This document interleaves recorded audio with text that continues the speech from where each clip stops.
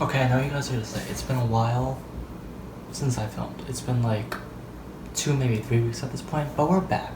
I just wanted to take a break from YouTube for a while because I was in a creative block, but now I think I'm back. So, yeah, we're gonna be talking about this Evan Hanson, the novel by. You guys think I was really gonna pronounce all those names? Well, I'm not. So I want to talk about the controversy surrounding this book. So without further ado, let's just get into it. This book, Evan Hanson, the novel, if you guys didn't know, is based on the. Let me read from the inside. Is based on the.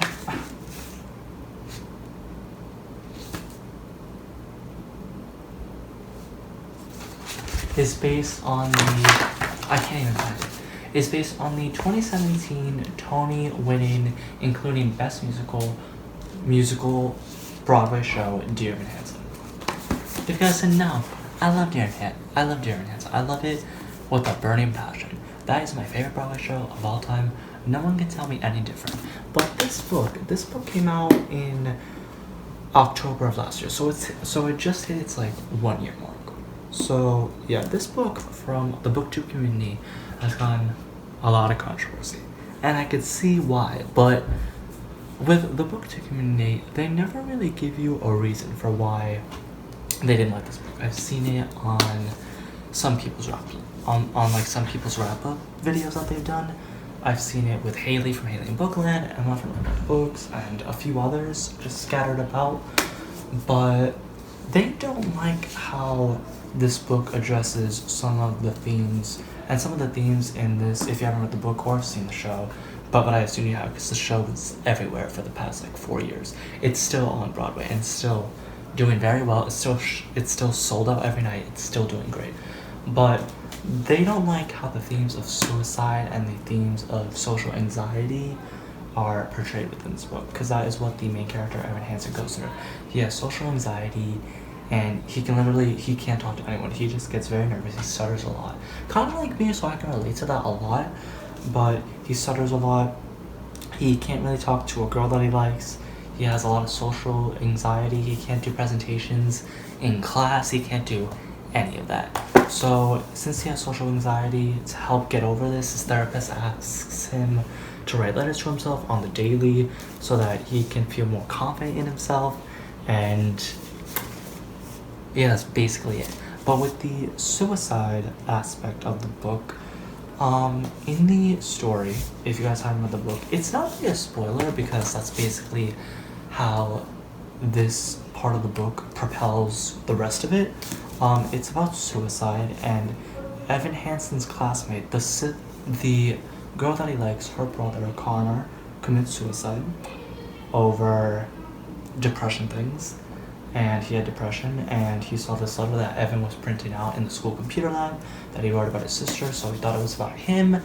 And then Connor's parents find the letter in like the bathroom or wherever he killed himself. It doesn't really explain how he kills himself. It doesn't really explain that. But they find the letter that Evan wrote to himself, but they think it was Connor's suicide note. So they invite Evan over to their house, and they have Evan say, "Oh, you guys were friends, right?" And then Evan's shocked for a moment, and he goes, "No, we weren't really." And then he goes, "Yeah, we were friends. We were best friends because with Evan's home life, his dad moved away. His mom is not completely there. She's just very, I don't know how to describe her. She's just very, like." She's like too positive, and Evan doesn't open up to her because she just wouldn't understand the stuff he was going through, understandably, because that's what high school is all about. But the parents of Connor Murphy, they believe that him and Evan were best friends. So Evan starts to make up this lie and how they were best friends, and supposedly everyone believes that. The mom believes that, the dad believes that, the sister, who he's been in love with for like years, definitely believes that because he makes a very convincing story. And yeah, and then it gets onto the internet, and then he becomes like internet famous, and then there's a lot of backlash toward the ending of the book and the ending of the show. But overall, the show is so good. The book is also really good. It follows like word for word, like things in the show. It definitely follows like things in the show. But in the book, all the booktube community likes how the social anxiety is represented. Like there's stuttering, there's not being able to talk to people, there's sweatiness, there's like all the different aspects of anxiety are there. They don't like how the aspect of suicide was handled, which I don't get. I think that's just BS. I think it's bullshit that if you don't like how the way suicide is handled in this book, it's basically the main aspect that drives this kid to the breaking point to say, oh yeah, we were friends, because he's dealing with a grief-stricken family. And I don't think that's right. Like, they criticize the main character, Evan Hanson, the booktube community. They criticize Evan Hanson for making up this lie in the first place. And I could see where you would criticize him for making up this lie, because why would you lie to a grief-stricken family? But it was basically the parents' fault, because the parents, they found the letter on the kid that committed suicide, obviously. But why would you criticize the kid that doesn't have that great of a home life, who has social anxiety, and who didn't mean for any of this to happen? Why would you blame him as an individual? None of this was his fault. He was just going to the computer lab one day and he printed a letter and he was like, okay, no one's ever gonna read this. And then the kid walked in and he realized that it was about his sister, so he took it and he ended up killing himself probably that afternoon. But why would you criticize the main guy of the story for making up this lie? Yeah, I know lying's wrong, but sometimes lying is there for a reason. Like, lying can have pros and cons. A pro is that you just get away with things easily, which is definitely not what I'm trying to say with this book. He doesn't get away with lying easily at all. He gets away with it by becoming really internet famous. He becomes very internet famous. Like, this speech goes around and he is super famous off of that. They create this foundation, this community, this like extracurricular community where they try to build an orchard for him and they try to reopen it because the kid Connor Murphy, he used to go there when he was a little kid before he killed himself. They used to have so much fun there, and now it's closed down, so they also try to reopen the orchard for the Murphy family, obviously. But I'm gonna read some lines about how they think the aspect of how the booktube community thinks that the aspect of suicide was not properly handled in this book, and I'm gonna give my own opinion about that. So let me see. I don't have anything tabbed, so yeah, that's great. That's great. Oh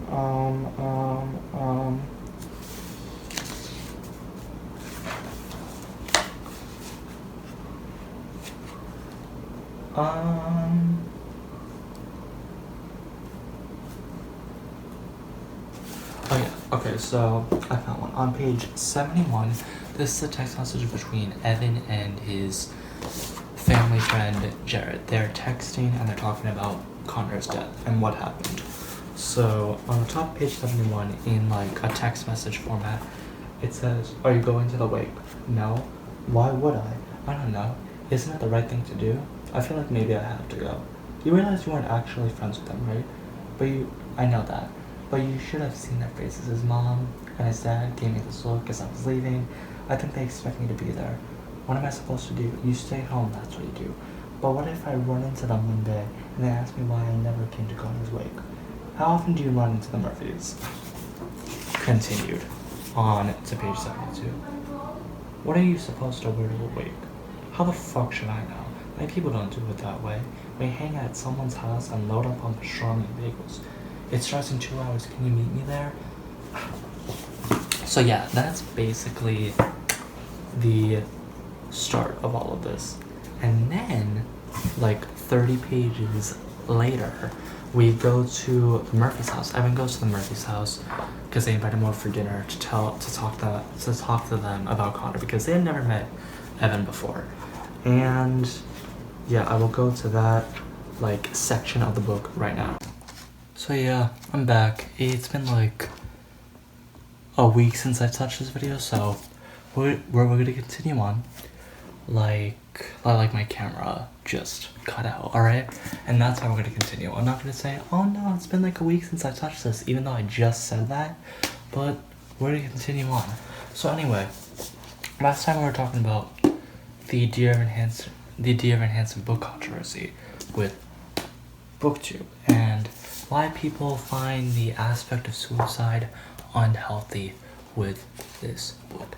And in this book, we get Evan's point of view, and we also get the kid that committed suicide. We get Connor's point of view too, and we get like his insight on why he killed himself and why he was unhappy. And I thought that was a good thing to have in the book. I thought that was a very interesting thing to have in the book, because in the show you don't get his point of view at all. He's just like a ghost in Evan's imagination, and he kind of talks Evan through things, so it's kind of like Evan's like conscious, if you will, in the show and kind of in the book too. But what people have such an issue with in the book is how the way like suicide is handled, and how the character of Evan Hansen is handled. Like, if we're being honest, I'm gonna take the book jacket off. If we're being honest, Evan Hansen is like the most relatable person. He's the most relatable character like of this generation. I think he's the most relatable character ever of this generation, for sure, because he has his anxieties. He doesn't know how to control about them. He takes medication because he has panic attacks, anxiety, the list goes on and on.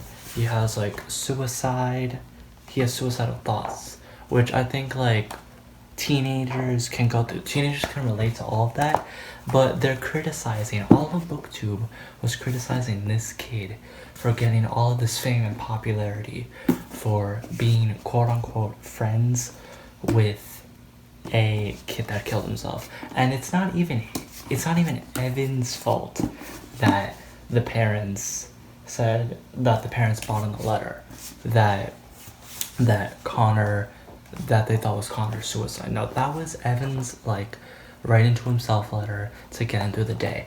That was not Evan's fault. That's the parents' fault. No, let me explain before you guys like kill me. It's the parents' fault, just because like if they had heard of this kid Evan Hansen before, that's when they should bring the letter to him and call him down to the principal's office. But no, they just think like, oh, it was Evan Hansen. Like, I know they're in shock and everything because they just like found out their son committed suicide and killed himself. But you shouldn't just jump to conclusions about like a quote unquote suicide note that which they thought it was a suicide note, which in a way I guess you can interpret it as a suicide note. Other ways you can't. But what BookTube has been so up in arms about is how the way the Evan Hansen book character gets all this fame and this newfound family of Connor's family from all of this fame. He got this fame because of the parents, not because of Connor or anyone else. He made this organization to help. Yeah, anyway, as I was saying, Evan Hansen only got this fame and fortune from the parents. And if we're being honest, he didn't want that fame and fortune. He just wanted to come clean with them, tell them the truth, tell them that they weren't really friends, him and Connor.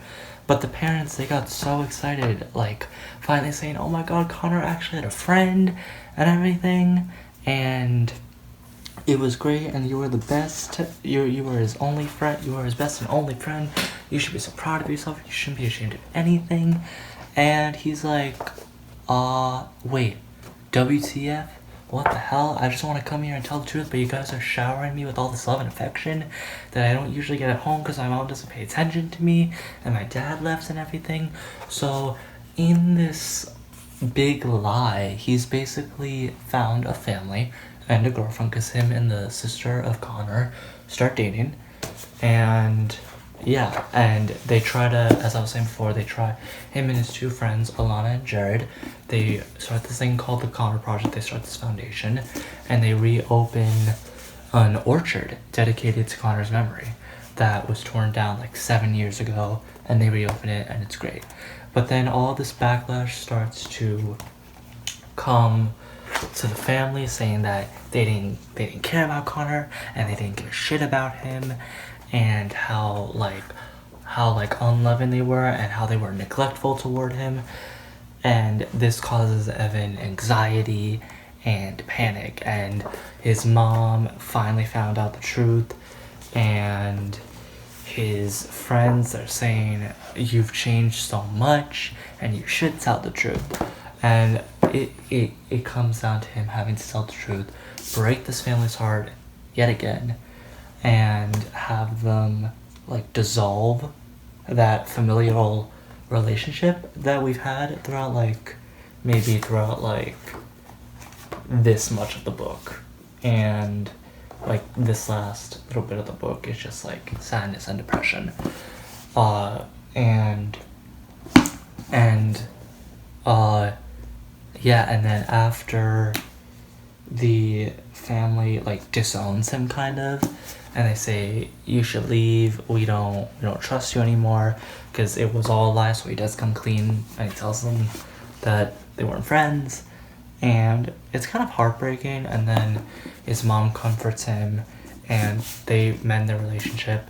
And then by the end of this book, personally, in the book, the epilogue is this. I don't know if you can see that in the camera, but the epilogue is like 30 pages, like non-stop. It's just like legit 30 pages, and that was a little bit of a struggle. It did not need to be 30 pages. It went through like this whole, like during 6 months, during the next 6 months, and how they dissolved the Connor Project, like that's all done, and they reopened the orchard and everything, and how him and the Murphys, which is a family that they don't really talk that much anymore because of the pain that Evans caused them. But on book 2, people are just like, I don't like how he got famous, because he basically toyed with this grieving family's emotions, and I think that's just BS to me, and that's just like dumb.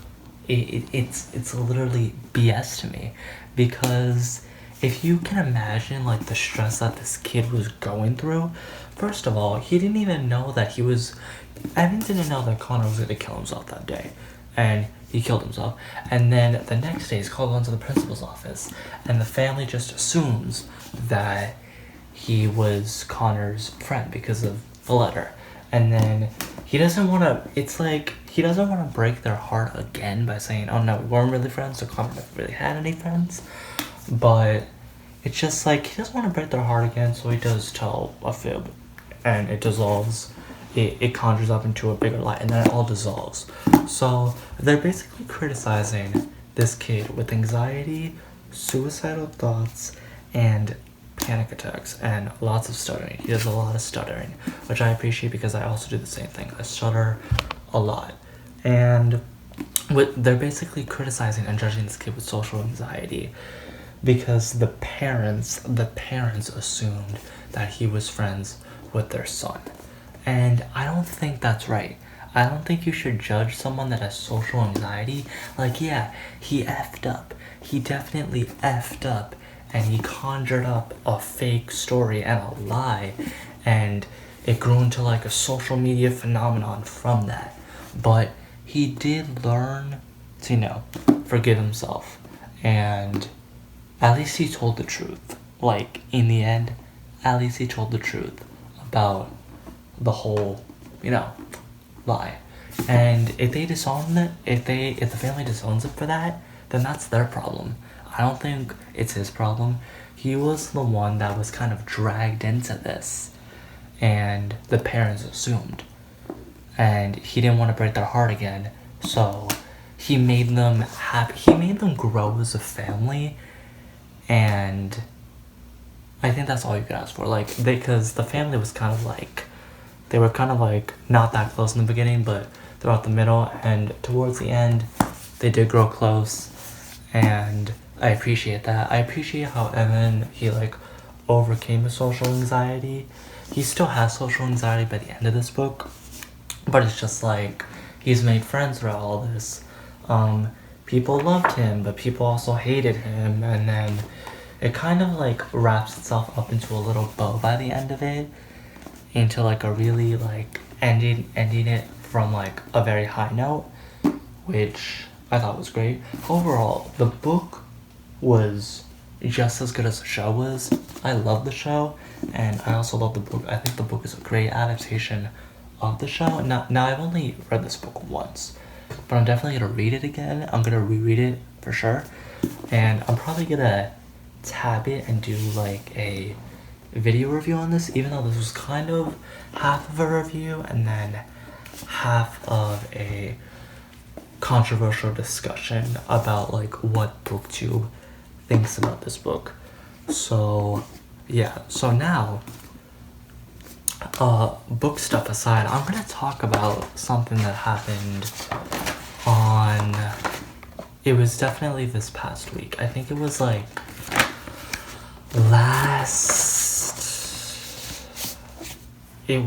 it's Friday when I'm filming this.